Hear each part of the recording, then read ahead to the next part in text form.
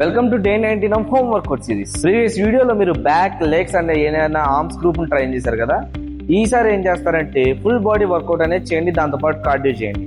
Full body వర్కౌట్లో ఏం చేయాలి, మొత్తం అన్ని మజిల్స్ ట్రైన్ చేయాలంటే ట్రైన్ చేయాలి. కాకపోతే దాంట్లో మనకి కాంపౌండ్ లిఫ్ట్స్ అనేవి కొన్ని ఉంటాయి.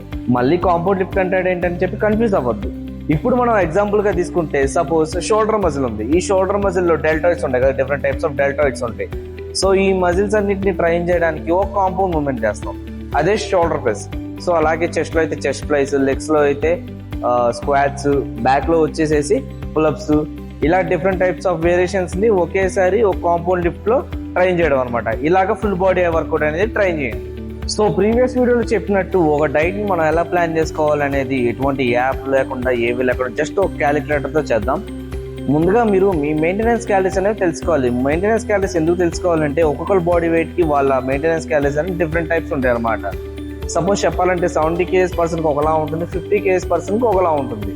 బాడీ వెయిట్ ఇంటూ 2.2 ఇంటూ ఇక్కడ 14 కానీ 15 కానీ 16 కానీ ఈక్వల్ టు వచ్చిన ఆన్సర్ మీది. ఈ 14, 15, 16 ఎందుకు అని చెప్పానంటే 14 అనేది నేను ఎటువంటి వర్కౌట్స్ చేయను, జస్ట్ జనరల్గా నేను బయటకు వెళ్ళి వాకింగ్ చేస్తాను, ఫిట్గా ఉన్నా అనుకునే వాళ్ళు ఈ 14తో మల్టిప్లై చేసుకోండి.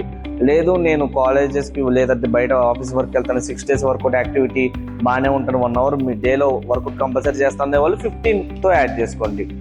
అండ్ సెకండ్ వచ్చేసి మీరు ఎప్పుడైతే కాలేజెస్కి లేదంటే నా ఫిజికల్ యాక్టివిటీ ఎక్కువ ఉండిద్ది, నా బయట వర్క్ యాక్టివిటీ ఎక్కువ ఉండిద్ది అనే వాళ్ళు మాత్రం 16తో యాడ్ చేసుకోండి. సో ఈ మొత్తం మల్టిప్లై చేసిన తర్వాత వచ్చే answer me maintenance calories. For suppose నా దగ్గర ఒక 2500 క్యాలరీస్ అనేవి నా మెయింటెనెన్స్ క్యాలరీస్ వచ్చినాయి. నేను వెయిట్ అనేది గెయిన్ అవ్వాలనుకుంటున్నాను అంటే 2500 క్యాలరీస్కి నేను ప్లస్ 300 ఆర్ 500 క్యాలరీస్ ఎక్స్ట్రా తింటాను.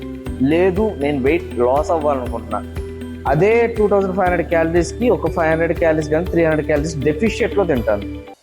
సో ఇలా తినాలి అంటే ముందు వీటిని ఎలా డివైడ్ చేసుకోవాలి, ఎన్ని మీల్స్గా డివైడ్ చేసుకోవాలి అనేది తెలుసుకోవాలి. అండ్ దాంట్లో ప్రోటీన్ ఎంత, కార్బ్స్ ఎంత, ఫ్యాట్స్ ఎంత, ఫైబర్ ఎంత తీసుకోవాలనేది ఒక లాంగ్ లెంతీ ప్రాసెస్ అనమాట.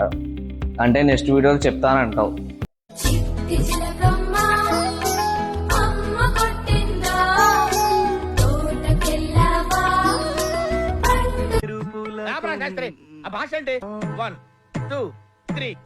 చిట్టి జలకమ్మ అమ్మ వచ్చిందా, చిట్టి జలకమ్మ అమ్మ వచ్చిందా.